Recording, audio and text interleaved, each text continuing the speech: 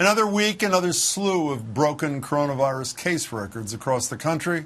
And while the president may not be ready to embrace reality, claiming yet again over the weekend that we're only seeing a rise in cases because we're testing more, at least the Assistant Secretary for Health at HHS, who's in charge of testing, acknowledges what's really happening. There's no question that we're having a surge right now.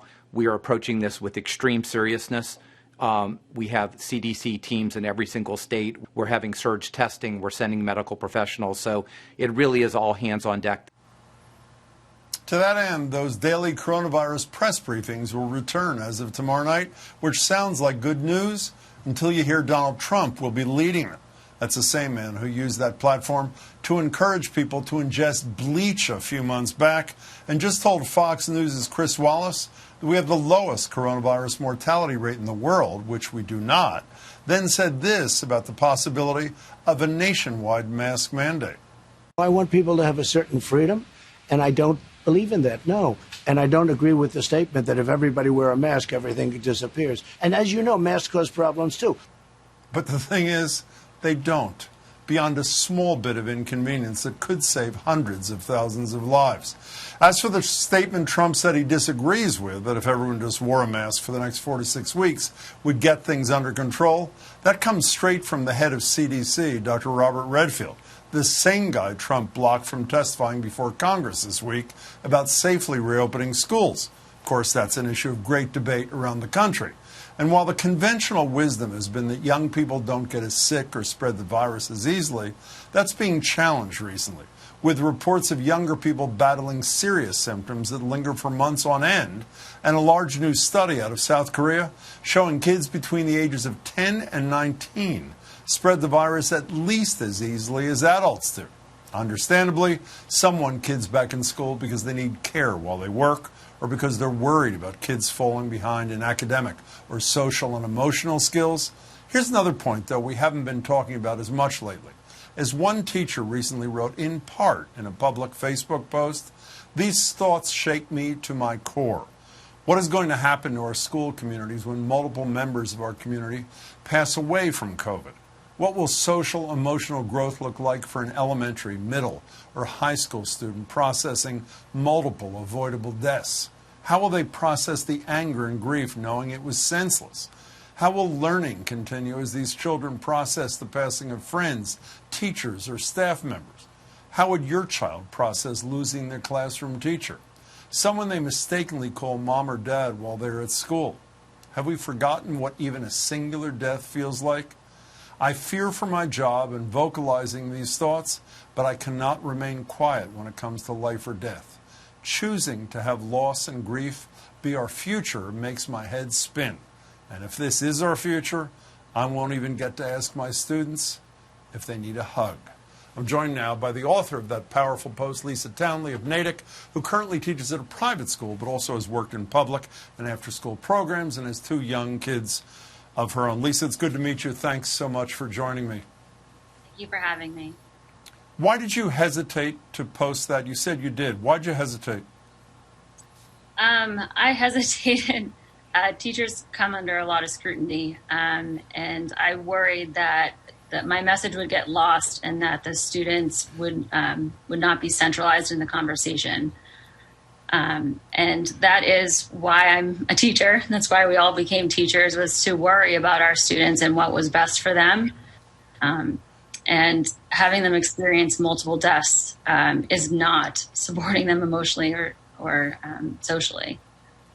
When you heard about that study I mentioned, a big study I mentioned a couple of minutes ago out of South Korea, saying that kids 10 and 19 are just as likely as adults to be transmitters of the virus, not to mention the fact that they're far more careless with their personal habits.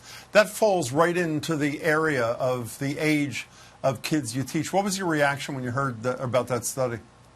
I'm not surprised. I've been working with kids for 15 years. I know what their habits are like, and I know they're young adults. I think we often forget that children are just like us.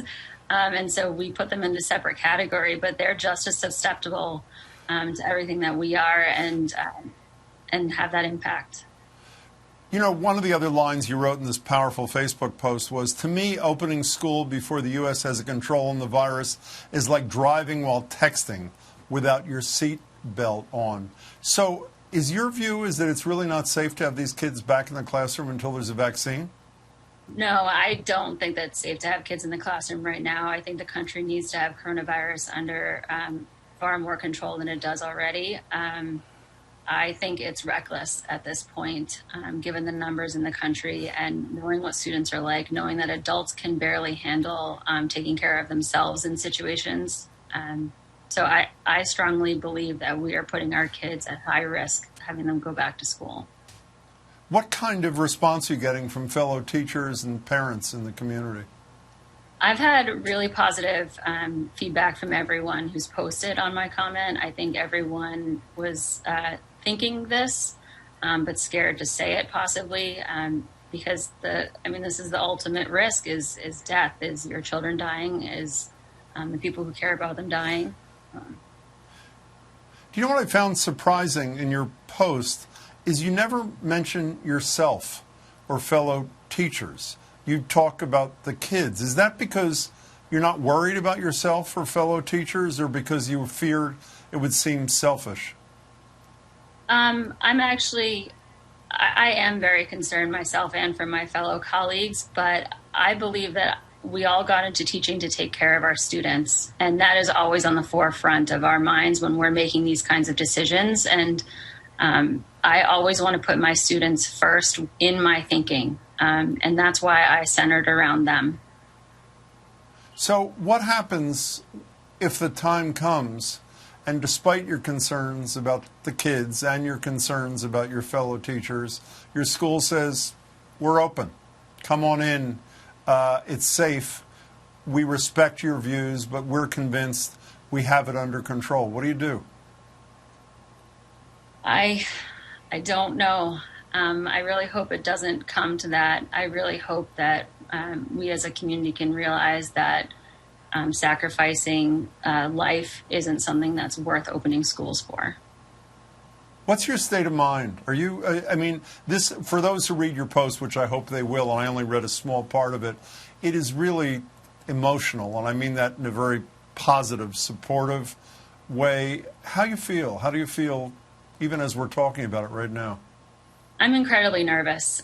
This is really outside of my comfort zone. I'm an art teacher, so I social emotional growth is happening in my classroom all the time, very naturally, and I get to hear from students. And after so many years of teaching them and hearing from them and their voices, I'm really concerned that no one's going to listen. That this is, should a death happen in the schools, even returning to school, they're going to be scared because it brings home something they've always worried about.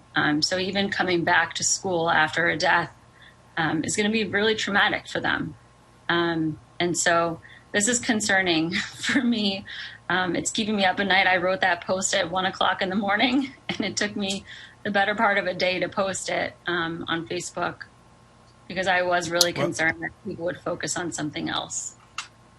Well, Lisa Townley, I think there are a lot of people who are very glad you had the courage to do it. Thanks so much for your time, and thanks so much for your writing. Thank you.